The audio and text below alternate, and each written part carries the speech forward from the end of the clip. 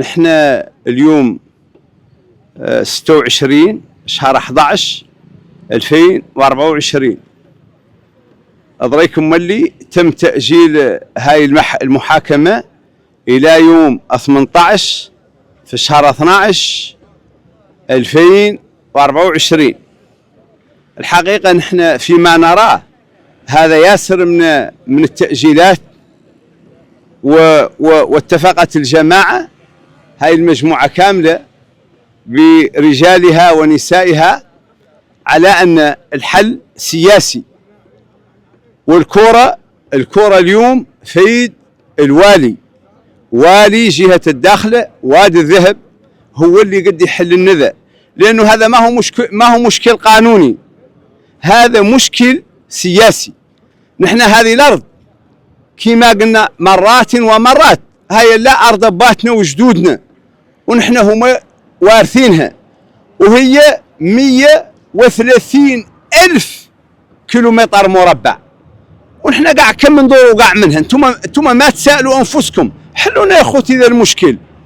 احنا ما ندوروا نحن قد 5 جهات من المملكة، من أكبر الجهات، نحن أكبر جهتنا منهم مساحة وأكثر منهم ثروة. نحن جهتنا أكبر من 7 دول إفريقية، نحن جهتنا جهة الداخلة أكبر من 7 دول أوروبية. نحن اليوم أرضنا ملانا من الذهب، وملانا من الألماس، وملانا من الياقوت، ولا خالق نوع من المعادن النفيسة ما فيها. وذا هو جبل تروبيك، ذا هو عندنا اللي ملان من الكوبالت اللي العالم كامل اليوم متخالي عليه. نحن ذي هي الطاقات الريحية اليوم فيها، ذي هي قبضة الآلاف من الهكتارات من أراضينا، نحن اللي مخلين نباتنا ومحرين هباتنا، انقلعت منها جهارا نهارا بيانا عيانا. هذا الشرع وحشومة وعيب وعار. نحن اليوم في 2024 ما عندنا الواد الحار، ما عندنا الماء الصالح للشرب، ما عندنا جامعات، ما عندنا والو. تعالوا تحاسبوا معنا. ذوكما أماتنا وأخواتنا ذوكما واقفات قدام الولاية يطالبون لا بلقمة العيش، راهم ما يدوروا الرفاهية والله ذا. نحن أخيارنا منين يمشي صيف يمشي الكارنت بيكا كارنت، ما المالديف واسطنبول وذا ما نعرفوه، ما هو قاع عندنا في الخريطة، ما هو عندنا مسيكينين، ما هو عندنا. نحن في الوقت اللي خاصنا يعود كل شيء عندنا. نحن رانا محرومين ومجوعين ومفقرين، ولا خالق نوع ما هو مارس علينا مش شوين. ورانا ذوك اماتنا هم اللي متضامنين معاهم، واخواتنا ذوك اللي قدام الولايه متضامنين معاهم، ونقول لكم عنه ذا الشيء غير مقبول، وخاصنا الحلول وخاصنا نستفادوا من ارضنا. ما جايين حد نطلبوه والله نسعوه، لا احنا ما كان نسعوا، نحن ندوروا خيراتنا وندوروا نستفادوا منها، وندوروا ارضنا وندوروا ترابنا، ما ندوروا عند حد شيء، ندوروا خيراتنا نستفادوا منها وارضنا نستفادوا منها. اليوم سابق الصبح، نحن كم 50 سنة ونحن صابرين، ما تلينا صابرين. اليوم ندوروا الحكم الذاتي ينزل لنا، ونعودوا نستفادوا ونعودوا نسيروا انفسنا بانفسنا. والله لا راقنا النيرب، والله لا شوارب العودة اللي حانهم الذيب يطيحوا، ذاك راهو ما هو خالق. اليوم راهو نحن رانا نختاروا اليوم عن يعد لنا حلول فقرة بالآجال، وما تلينا سامحين بذا. والسلام عليكم ورحمة الله تعالى وبركاته. تبين لنا على ان هذا حكم العام قليل الخاص، احنا ترتمد الاسماء هون، وعلى ما حاصل فيه ما هو المطولات.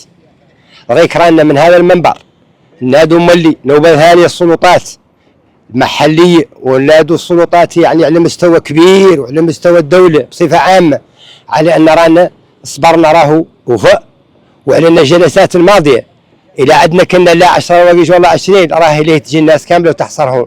ومن هذا المنبر وراني نقولها ومتحمل مسؤولية كلامي على أن رانا ما مطالبين شيء مستحيل، ولأن مطالبين الرواية ذيك هي ما تقد صح، مطالبين أرضنا اللي في الحقيقة عاشوا فيها جدودنا كي الخاطئة، وبالتالي اليوم لا هي يضحك فينا وعدلنا مالنا بشر. وضريك رانا اللي عندنا مشي هو الوالي وعاقبوا الملك، شيء ثاني رانا ما تنشين هاي المحكمة، وهذا اللي نعلن لكم عنه رسميا. نحن اليوم جينا للمحكمة نطالبوا طامعين عنا نقبضوا قرارنا عاد لنا ضريك تقريبا من شهرين احنا نطالبوا دخلوا المحاكم كل نهار، وكل نهار يعطونا ميعاد ورا ميعاد، ما صالح فيه شيء ولا في حق ولا في شيء. نحن ضريك ما نطالبوا يا خوتي، احنا ما ندوروا شيء عندهم، ما ندوروا ما هو ارضنا تنعطارنا وقرايرنا، طلبناهم وجينا عاد لنا شهرين احنا نمشوا نتعذبوا ذي الاسماس، ومشينا عن اولادنا وبناتنا وعن كولتنا، نحن نتوقفوا ذي السمس ندوروا ارضنا، وضريك نطالبين السلطات المحليه والوالي عنه باسرع وقت يحكم منا بقراينا عنا نقبضوهم. احنا ما عندنا شيء للتكركير والتكرفيص، احنا ما طالبين في بلاد يسوون الداخله هذه بها اللي ارضنا وقراينا ومساينا وندورهم يا خوتي، هذا ما فيه عيب. حد لا طالب ارضه ما ندوروا شيء عنده، لا ندوروا حد يعطينا شيء، ندوروا لا ارضنا قراينا يمرقونا شيء ثاني ما ندوروه. رانا يا خوتي موجهين الوالي على ذا عنه يوفلنا في ذي القضيه، منين ما وقف لنا حد من المنتخبين أدراك نطالبوا الوالي ونطالبوا ندخلوا عنده على ذي المسألة. رانا ما ندوروا شيء مولي غير قرارنا، شيء ثاني رانا ما ندوروه، ندوروا أرضنا وتوه نتمتعوا فيها ونقروحوا فيها ونقيسوها، شيء ثاني رانا ما ندوروه يا سعادة الوالي.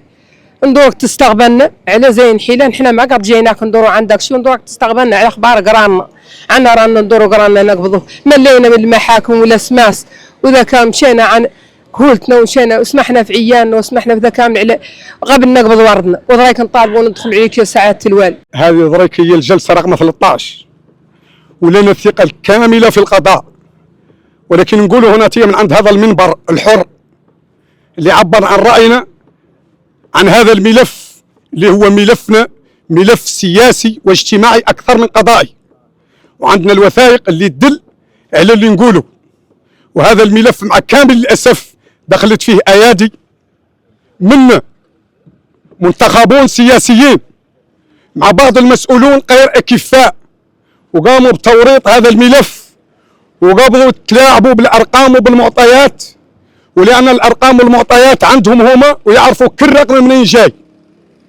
هذا رقم 62 13 معروف عنه في المهاريس، غير خالقين أرقام ثانيين من بينهم 62/7 ملف 62 رقم 62/7 جاي شمال مدينة الداخلة، يقع بالضبط في النفوذ الترابي ديال جماعة العرقوب، ويقع حذاء الضيعة الفلاحية ديال بريك.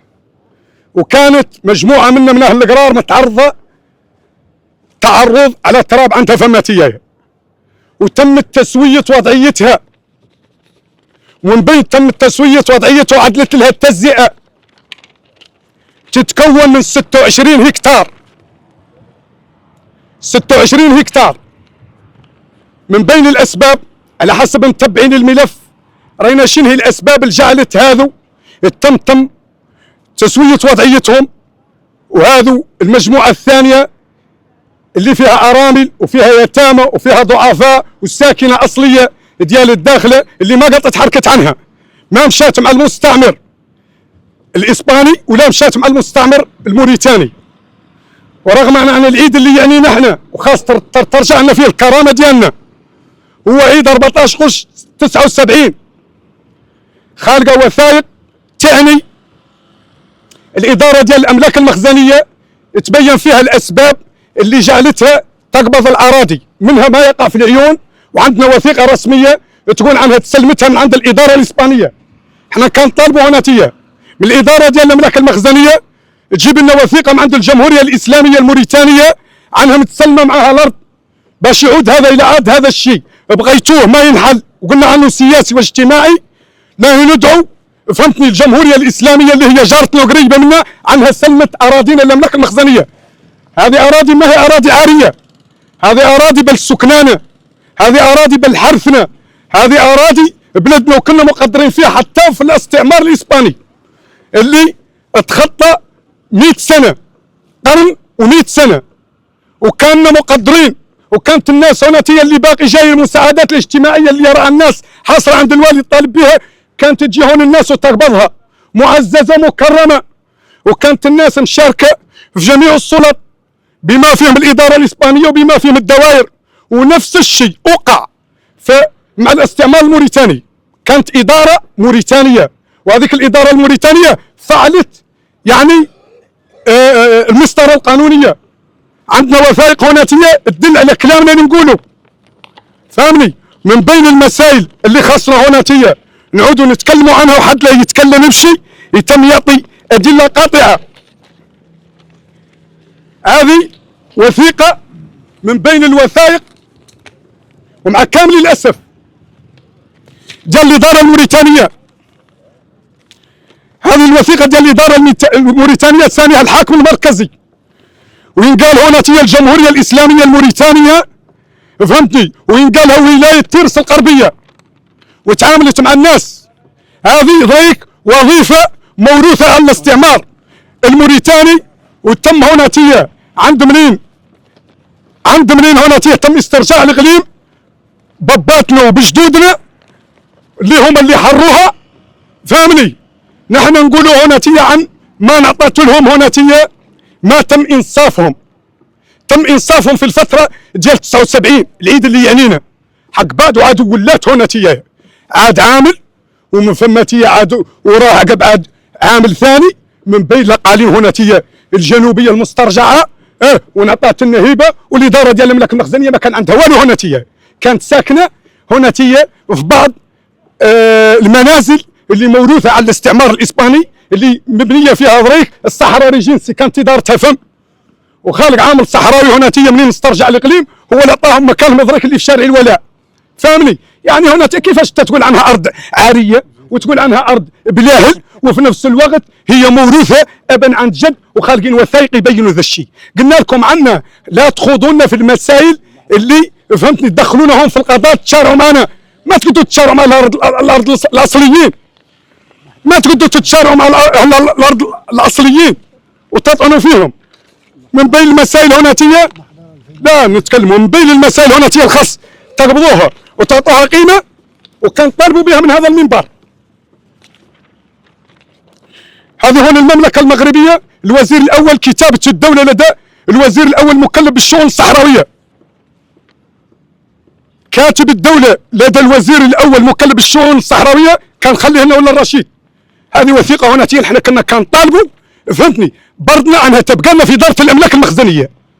يعني هوناتيه كان طالبوا رد الاعتبار للناس ديال اهل الصحراء، وتعود المسائل اللي تعني الشؤون الصحراويه، يعود عندنا وزير متوكل بالشؤون الصحراويه، ما يعود الله اللي جا هوناتيه يعدل فينا اللي بقى ويمشوا كعبوا صحاح ويقيم، بما فيهم هذه الادارات اللي اجتمعت.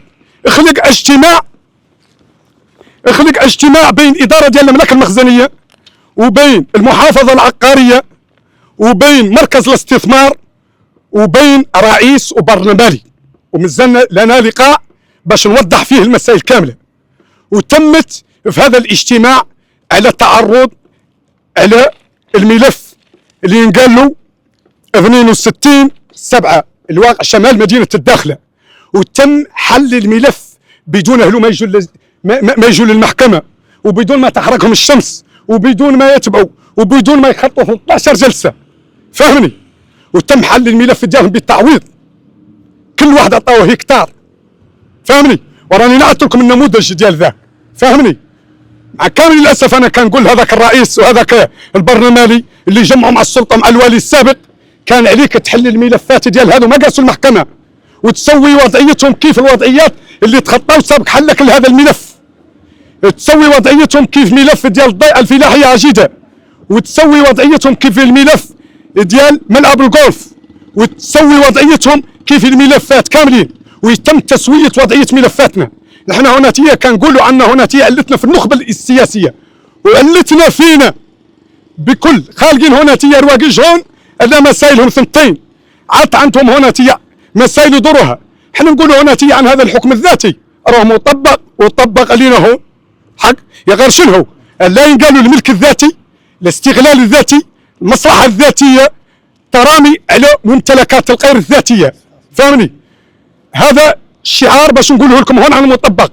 الا قلنا التقسيم اللي الدوله ضده ونحن اول حد ضده، الا كنا ما ضده ما تعود موريتانيا مازالت قابضه هون، حنا النهار الاول ضد التقسيم، فهمني؟ معناها انا نتيجه التقسيم خلق مع كامل الاسف، ولكن خلق لنا النخبه السياسيه اللي قبض فريقو، اللي قبض ستاسيون ديال المازوت، اللي قبض اللي قبض كامبينغات، فهمني؟ يعني اللي قبض، فهمتني؟ على سبيل المثال فهمتني معمل ديال لي زويتر كلها ولي قبشي، وهذا يبقى فيك الحال وتقول مع كامل الاسف عن هون الدوله خاصه تتدخل.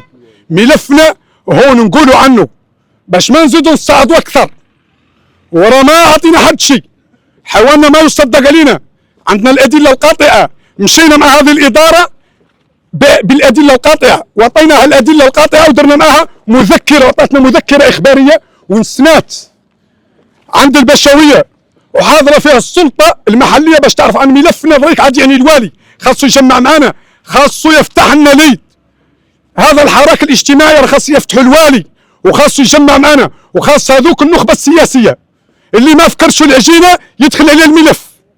والله رانا اللي نعروا عنهم وكلها نعرفوا اللي عنده، الدخله راهي صغيره والبرانيه ظهر فيها وعرضها راهو قسمت ظلما وعدوانا، ونطات كامله ما هي مشاريع استثماريه. مع كامل الاسف هذا العدل مدير مركز الاستثمار متواطي، ما احترموا فيها دفتر التحملات، ما احترموا فيها لتيد دامباكت، ما احترموا فيها بلاتفورم، وقبضوا زقلوا شي من الاحواش وكلها في عساس وكلب. والمشاريع اللي كنا قايل عنها تشقى لاولادنا ورجلينا وعائلاتنا اللي بقات بيتي في الله على شط البحر، وقبضوا اللي ما بين الضفتين، وذلك ما بقى لهم ما وراء البحار اللي هي الشريط الساحلي اللي نقال له القرار. وهذا نحن هنا كان طالبوا عن السيد الوالي يقعد معانا ويحل معانا المشكل كما نحلوا ذوك المشاكل، ما تعود هون مآرب سياسيه ويعود هنا رقاش الا بقى يحل ملف يحل ولا ملف كيدور به نخبه سياسيه، والله يدور به يعدل يتم محافظ على كرسيه، والله يدور يتم محافظ على مسائله، والله يدور يحفظ ارضه ويحل ذاك الملف. والاراضي الثانيه نزرقنا، علاش نحن نزرقنا في 62 13 الكوردوني ديالها معروفه عنها جايه في المهريز، ما كان علينا نقدمه، كان علينا منين تعرضنا فهمتني ب 610 دراهم وتعرضنا وثيقه رسميه تنكتب لنا هنا اسم القراره، تنكتب لنا اسم القراره، احنا ما تعرضنا للارقام، احنا عندنا التعرض النموذج ديال التعرض اللي عدلنا اللي مديوره فيه القراره ومديور فيها حدودها ومديور فيها نفوذها الترابي ومديور فيها مسائلها كامله، وخاصه قبيل تندار مع الملف. ومنين يقعد يعيط لك يقول مولا القراره منه كي يعيط لك لا يقول لك انت متعرض على ذا الرقم، هذا الشيء خاطئ وخاسر، وهذا ما يقدر يصح فهمني. خاص الحل يعدل مع الساكنه ويعود حل توافقي كما خلق في المذكره الاخباريه اللي عدلنا في 2008 وتعدل وحاضره فيه جميع السلط بما رئيس الدائره ديال العرقوب بالنيابه وقسم الشؤون الداخليه ديال الولايه وقائد العرقوب وقائد بشويه الداخله ورئيس الاملاك المخزنيه هو سبب كل خطيئه اللي هو الجوهري عامل او سرد سابقا، خاصه يستدعوه يعيطوا له. والى هذا التعويض اما اللي له يخلق وما هو يخلق لنا يعيط لهذه المجموعه اللي عوضت مجموعه 26 هكتار وقصات هذه المجموعه الثانيه. الملف لا ينحل كامل وتعود هون عندنا نثقوا في العداله ويعود ملف اجتماعي، ونحن في دوله اجتماعيه وخاص ملفنا ينحل بدون تواطؤ وبدون ما يركب عليه حد وبدون ما تعود فيه مآرب سياسيه، ولا نتموا واقفين ولا ننوروا ورانا لا بد لنا باذن الله نعدوا لقاء صحفي باش نعطوا الوثيقه ونعطوا المسائل حيثيات ونعرفوا عنه ملف. والملك صاحب الجلاله كيقول في خطابه اللي خصه كامل لا على قضيه الصحراء في الدوره التشريعيه اللي خلقت فيها البرلمان وفيها المستشارين بان ملف الصحراء تغير من مرحله التدبير الى مرحله التغيير، ونحن التدبير هون عندنا خاسر، التدبير هون مسيطرين عليه مجموعه هون ولا بقوا لا يشبوا جميع المجالات عندهم، تراه منتخب تراه رئيس تراه برلماني وغير في نفس الوقت مولي عنده فريقه عنده قارب عنده كامبينج توريستيك عنده مقالع ديال الحجاره قابض ميزانيه كبرها مولانا ما عدل منها لا تنميه جهويه ما عدل منها شيء، بقات الناس هنا تيرات تتعايط، أراه الجنه تحت اقدام الامهات وامهاتنا راهم حاصرات على الولايه يطالبوا لا بالعيش الكريم. ما يمكن ان يتم هناتيه يستغلوها ويعود هناتيه يعودوا يندعموا جمعيات مواليه فهمتني الرؤساء المجالس وتندعم وتنطالها المال ياسر فهمت، ويتم هناتيه التخلي عن اليتامى وعن الضعفاء. نحن نطالبوا هناتيه بشيء ثاني مهم في الوثيقه اللي نعدت لكم هون ديال موريتان اللي تباين عن اباتنا هناتيه عنهم موروثين فهمني، وكانوا يخدموا مع الاداره الاسبانيه وحتى الموريتانيه اللي فوتت 4 سنوات. عن ذوك الكهوله ماتوا، ومنين ماتوا خاص الوظيفه ترجع لاولادهم لانها موروثه ما اعطيها لنا حد، كما ترجع لنا احنا ترابنا ترجع لنا وظيفتنا. هذه هي من المشاكل اللي عادت هون معدله هذا الحراك الاجتماعي، لان كان الشيباني عنده 15 رقاش واخواته وخالاته وذا كامل ينفق عليهم فهمتني بذاك الراتب الشهري، منين يموت معاه الراتب ديالو. هذا راه ما يقد الصح، خاص الوظيفه تعود هون كما واقع في البلديه تعود موروثه، فهمني. هذا لا بد له يخلق، فهمني، ولا بد له هنا من يعد الحل، فهمتني، للساكنه وتنعطى لها مسائلها، ولنا الثقه الكامله في القضاء باش ينصفنا. يقال لا بد ان ملفنا سياسي واجتماعي، ولا بد له من الولايه، ولا بد له من جميع فهمتني القيورين اللي قانعين اللي ما يدوروش الرسم يدخلوا على ذا الشيء. كفانا صافي، كفانا فسادا، كفانا فسادا. ودعناكم المولانا.